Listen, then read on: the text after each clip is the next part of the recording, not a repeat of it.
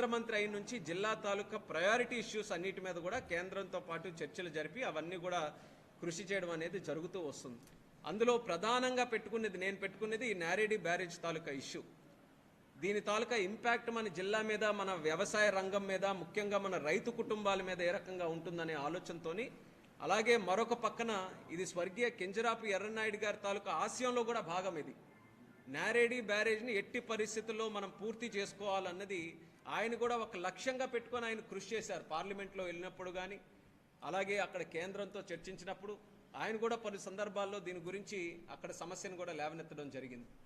మరి అలాంటి ఒక అవకాశం, బ్రహ్మాండమైనటువంటి అవకాశం వచ్చిన తర్వాత దీన్ని ఎట్టి పరిస్థితుల్లో పూర్తి చేయాలని కేంద్ర జలశక్తి మినిస్టర్ గారు సిఆర్ పాటిల్ గారికి, అలాగే అక్కడ కేంద్రంలో ఉన్న పెద్దలకి ఎప్పటికప్పుడు మనం దీని గురించి చర్చించి, దానితో పాటు చంద్రబాబు నాయుడు గారు కూడా పలు సందర్భాల్లో ఢిల్లీ వచ్చి ఇరిగేషన్ విషయాలు మాట్లాడినప్పుడు ఆ ఇరిగేషన్ ఇష్యూస్లో కూడా ఈ నారేడి బ్యారేజ్ ఇష్యూని ప్రధానంగా మనం పెట్టి అది కూడా ఎప్పటికప్పుడు చర్చకు ఉండే విధంగా, దానికి సానుకూలంగా ప్రతి ఒక్కరి తాలూకా సహకారం అందే విధంగా గత 18 నెలల నుంచి దీనికి ఒక ప్రయత్నం అనేది కొనసాగుతూ వస్తుంది. అలాంటి ఆ ప్రయత్నాలు చేసిన తర్వాత అందరూ కూడా దీని మీద పాజిటివ్గా రెస్పాన్స్ ఇచ్చి ఎక్కడా కూడా ఇబ్బందులు లేకుండా ట్రిబ్యునల్ ఇచ్చినటువంటి ఆ ఫైనల్ ఆర్డర్ని గజెట్ నోటిఫికేషన్ కింద ఈరోజు కేంద్ర ప్రభుత్వం జలశక్తి మినిస్ట్రీ ప్రకటించడం అనేది శ్రీకాకుళం జిల్లా తాలూకా చారిత్రాత్మక విజయం అనేది మళ్ళీ సందర్భంగా తెలియజేస్తున్నాను. ఇది ఎలా సాధించగలిగామనంటే కూటమి ప్రభుత్వం వల్ల ఇది సాధించగలిగాం. చంద్రబాబు నాయుడు గారి నాయకత్వం రాష్ట్రంలో ఉంది కాబట్టి సాధించగలిగాం. కేంద్రంలో మోదీ గారి నాయకత్వం ఉంది, అలాగే ఒరిస్సాలో బీజేపీ ప్రభుత్వ నాయకత్వం ఉంది కాబట్టి ఈరోజు అన్ని రకాలుగా సాధించుకొని ఈరోజు జిల్లా రైతాంగం గర్వపడేలా నారేడి బ్యారేజ్ తాలూకా ఇష్యూని ఫైనల్ ఆర్డర్ తాలూకా ట్రిబ్యునల్ని గెజెట్ నోటిఫికేషన్ కింద గవర్నమెంట్ ఆఫ్ ఇండియా నుంచి తీసుకొని వచ్చాం.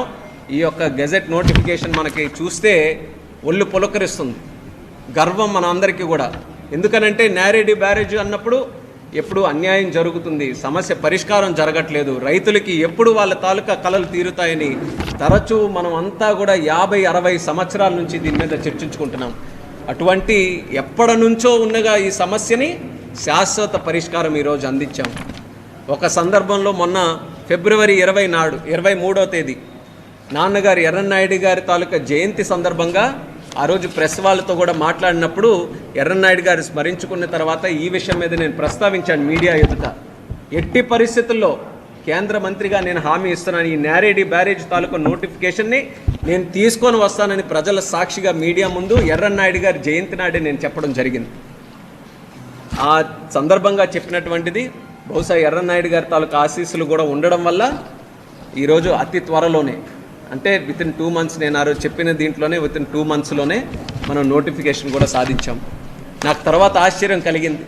నేను చెప్పిన తర్వాత మళ్ళీ వైఎస్ఆర్ కాంగ్రెస్ పార్టీ నాయకులు, జిల్లా తాలూకా ప్రతిపక్ష నాయకులు అందరూ కూడా కలిసి ఒక ప్రెస్ మీట్ పెట్టి ఈ కార్యక్రమం చేస్తే రామ్మోహన్ నాయుడే చేయాలని చెప్పి వాళ్ళందరూ కూడా ఒక లెటర్ కూడా రాసి ఇవ్వడం జరిగింది.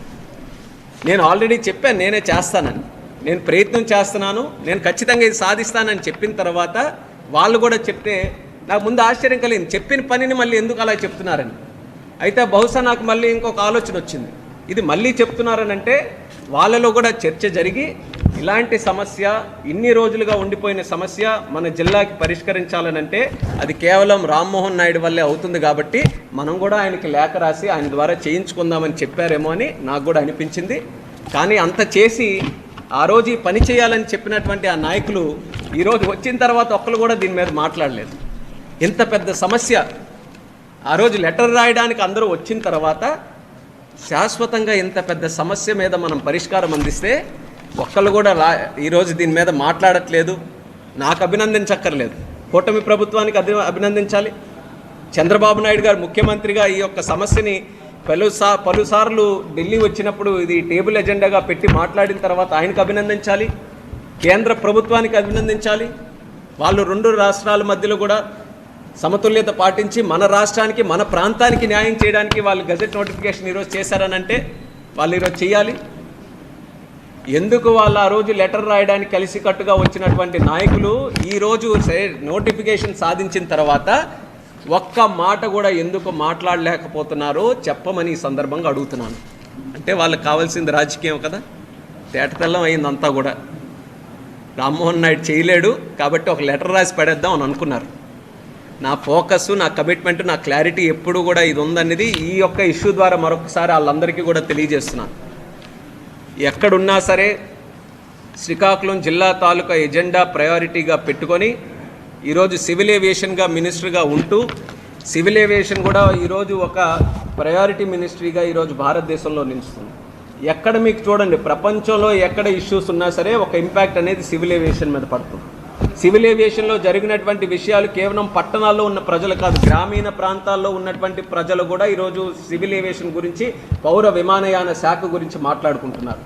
డిమాండ్ ఏ రకంగా పెరిగిందనంటే గ్రామీణ ప్రాంతాల్లో, రిమోట్ ఏరియాస్లో భారతదేశంలో మాకు కూడా ఎయిర్పోర్ట్లు కావాలని ఎక్కడికక్కడ ఈరోజు డిమాండ్లు పెరిగాయి.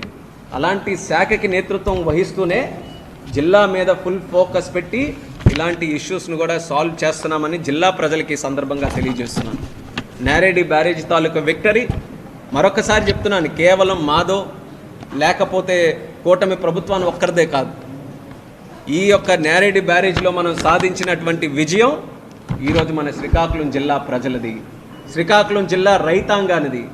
వాళ్ళందరూ కూడా కాన్ఫిడెన్స్ పెట్టుకొని ఇది ఎప్పటికైనా పూర్తి చేయాలని ప్రభుత్వాలు మారినా, నాయకులు మారినా నిరంతరం కూడా నేరేడి బ్యారేజ్ని ఒక అంశంగా ముందుకు నడిపిస్తూ ఎన్నో సంఘాలు, ఎన్నో రైతులు అందరూ కూడా ఇది సాధించాలని చెప్పి వాళ్ళందరూ కూడా ముందుకు నడిపించారు.